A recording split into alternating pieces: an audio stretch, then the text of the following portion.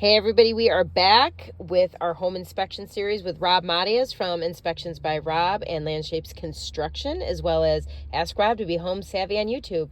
So today, Rob, we're going to talk a little bit about electric. When you're doing a home inspection, what is it you look for in the electrical systems? So home inspections and electrical.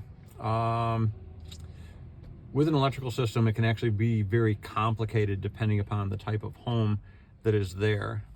We look for, again, the age of the type of system that we actually have at the home. Some of those systems can be original electric that's been added way back when electric was originally added to homes, i.e. knob and tube. So we're looking at that type of component. Then we're also looking at, is it a newer type electrical system? So how old that system is.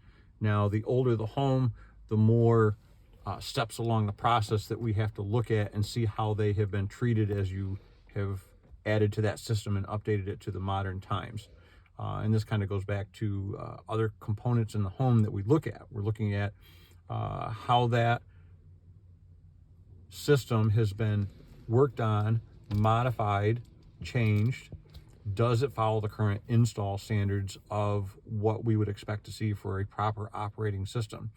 Now, home inspectors will a lot of times recommend an upgrade of an older type system because that system is aged out and may not be as safe as some of the newer equipment that's in there. Again, a lot of it has to do with the age and the type of system. So we'll look at what type of plugs are in the system, what kind of switches are in the system, how they are working in there, how they are operating. Are they secured to the wall the way that they're supposed to be?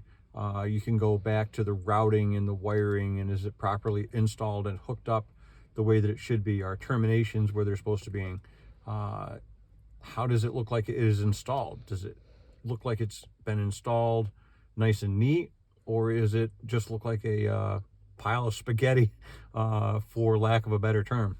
When you take covers off of electrical boxes, you're looking for signs that there's actually proper routing of those wires. Are there nicks, there holes? Are there components that are damaged, either from day-to-day use of things? Has somebody run into the wires or crushed something that they shouldn't have crushed? Are there open connections? Are wires sticking out of boxes? Are they terminated properly inside of their locations of where they need to be? Are the breakers or fuses present in the house? If it's breakers, are the breakers warm to the touch? Are they showing signs that there's heat loading happening on them, which may be an indication of a defective install or an overloading on the actual system? With that, same with the outlets that you look at. Are there signs that the plastic's melting?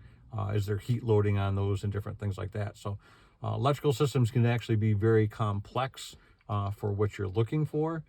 Sometimes just actually looking at the items can give you a good indication whether things are actually operating and working properly and installed properly. So again, when you're looking at electrical components in the home as part of the home inspection process, my perspective is I look at them. Sometimes I don't even need to take things apart to know that they're actually wrong, because the visual of what you can see is that there's something already there. And that's when you're going to want to have a professional come in and take a look at that. And that's part of the home inspection process, when the inspector is actually recommending that it be looked at by a professional so that they can actually have a larger perspective of what's there. Sometimes that component may easily be repaired, and then other times it may actually be a little bit costly. So electric is another big system that you need to look at as part of the home inspection process, and sometimes can take more than just a couple minutes of looking at it, and then other ones will take a long period of time. So hopefully that answers your question. Well, thanks, Rob, and thank you for joining us, and I hope you join us next time for the continuation of our home inspection series. Be sure to follow us on YouTube, Ask Rob to be Home Savvy, and we will see you next time.